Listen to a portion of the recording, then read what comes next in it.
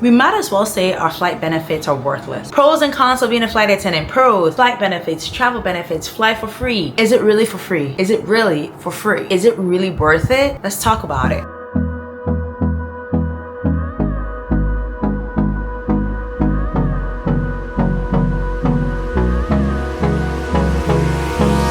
Hold me close till I get up. Time is barely on our side.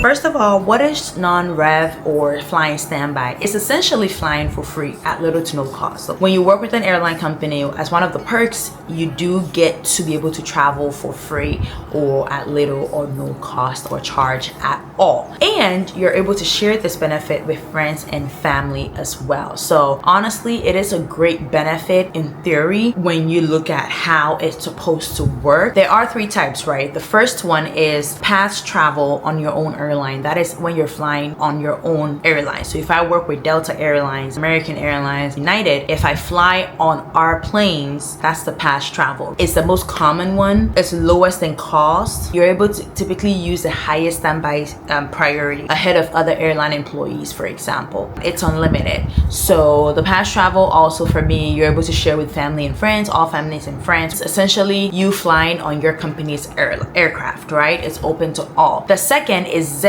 fare on other airlines. Your airline typically has partnerships with other airlines. So with my airline, for example, we have a partnership with, I believe, KLM, also several airlines, I believe, and you're able to fly on those as well. That is what is called the Z fare. The Z fare stands for Zonal Employee Discount Fare. The agreements, like I said, is between your airline and other airlines. With that one, it's not entirely free. I believe sometimes it goes up to 90% discount plus taxes and fees. So you pay 10% essentially plus taxes and fees. It will be different domestically compared to internationally. You get the lowest standby priority because you are at the mercy or under the airline's employees compared to your airline where you are above other employees from other airlines. The other thing also is jump seating as well. So as crew members, we are able to jump seat. The jump seat is a seat that we sit in when we're working the flight as crew. So me being a flight attendant, I can book a jump seat on an aircraft to go to wherever it is that I'm going. But that's an opportunity to be on the plane as well at little to no charge as well. That portion of the benefit, it's only open to crew members. So if you're not a crew member or you're not an employee of another airline, essentially you can't book the jump seat. So let's give this example. If I have my spouse on my flight benefits, they can't jump seat.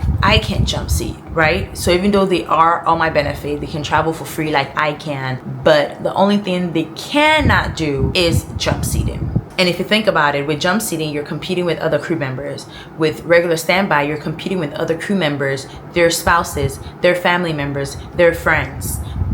You get it? They're kids. You're competing with everybody. So when it comes to flying standby or non-rev, it's not 100% free. One, it depends on your airline. If you fly on your own metal and you're flying domestically, it's ultimately free. But if you fly on a different airline and you're flying domestic, you might pay something. Like I said, it's up to like 90% off or something like that. Please let me know in the comment section below if that's right or wrong. Domestic being within the US, I've never done Z. I've never flown on other airlines, so I haven't had any experience with that. The other thing is it being free. It depends on the destination. If you're flying internationally, for example, it is not free in the sense that your airline is not charging you anything. However, you do have to pay the taxes and fees associated with that ticket, right? So it's not all the way free. The other thing is what I've been talking about throughout this video also is whether standby is free or not, and it being almost free is because of the taxes and fees. Like when I talked about the destination, the same thing applies as well. Taxes and fees, right? Certain places internationally you have to pay taxes and fees, and those vary from airline to from destination to destination, right? Or from country to country. The other thing is the Z fare cost. Like I said, when it comes to Z-in, it's not 100% free because I think it's up to 90% discounted. So that fare is there. In addition, if you're going internationally, you have to pay the taxes and fees seats on top of that as well. And then lastly, imputed income. There are some flying, depending on who's on your benefit, the cost of the flight or the fare will be added to my overall income. So it will have tax implications on me in the sense that it would increase my income bracket or increase my income, putting me in a different income bracket, which therefore would have tax implications as well. So you have to be very careful whom and who you give your benefits to, for sure, because in as much as it's free, it's almost free. So the value of the travel the airline provides is added to your yearly earnings. What are the cons of flying standby? In as much as this is a huge benefit, and honestly, no matter how bad it might be or how bad it gets when you're flying standby, when it works out, it's so good. Like the first con of our flight benefits is it can be very challenging and it requires a lot of patience. Like I said, when you're flying standby, ultimately, unless you book the jump seat, Z and the pass travel, you are at the mercy of seat availability and lack any restrictions that might be on the airplane, whether it's weight and balance or whatever it is. If cargo is too much, you might not be able to get a seat, even though there are seats, right? So it requires a level of patience and understanding and knowing that, okay, this is an adventure in its own. So you have to have a positive outlook to it and you have to be very, very patient. If you want to get there when you want to get there, then you have to buy a ticket. Bottom line, no two ways about it. When I was moving to Ghana this year, I bought my ticket. Although I work with an airline, I could have flown standby. I couldn't fly jump seat because I was inactive, because I was on maternity leave. But I bought my ticket because I did not want to go through the hassle of hoping I'm going to get a seat or not. I didn't want that stress. Okay. The second thing is you should always have a plan A, plan B, plan C. If you're looking to go from A to B direct, no issues, no back and forth, once again, buy your own ticket. If not, you should be ready to end up, let's say you're going to New York from Salt Lake City.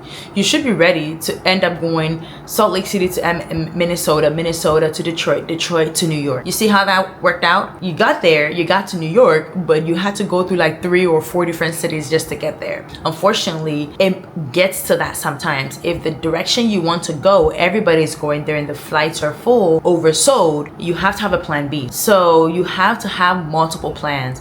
Don't assume that because the numbers look good right now, they're going to stay that way. They change by the second. So you have to have multiple plans to set yourself up for success. And all the plans might fail, where you might have to end up buying a ticket out of pocket. And that can get really, really expensive really, really fast.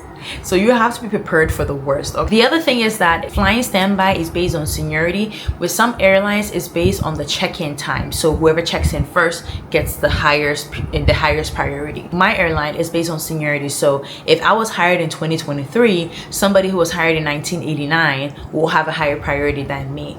We do have different tiers when it comes to what priority you can use to check in, which means that if somebody was hired in 1989, if I use a higher priority to check in, which is like an ACE card that we all get, then me being a 2023 hire would be above that person. However, if they use the same high priority ACE card that I'm talking about, then they will still be higher than me. So that's just the bottom line. No matter what is going on, whoever was hired earlier than you would have a higher priority than somebody that is just a recent hire. The fourth con is getting a seat. You might not get a seat. Unfortunately, I've never flown standby where I've had an issue where I didn't get a seat. But typically, imagine being at the airport since morning trying to get a seat. The first flight was oversold, second flight was oversold, third flight weight and balance issue, other flight no seat at all. So just because you're flying standby, you're trying to enjoy your benefit, does not mean that your seat is guaranteed on that flight. You might not get a seat and you might have to wait it out a couple of hours, even a couple of days. There have been people that have gotten stuck in countries or some destinations because they can't come back because there's no seat available. And lastly, weight and balance restrictions. I remember coming to Ghana, there are moments where there are like 10 seats, 15 seats available, but the plane, there are weight and balance restrictions, so you won't be given a seat no matter what. So it's one of those things where you have to consider those factors. So just because you see 100 seats does not necessarily mean that those 100 seats are up for grabs, right?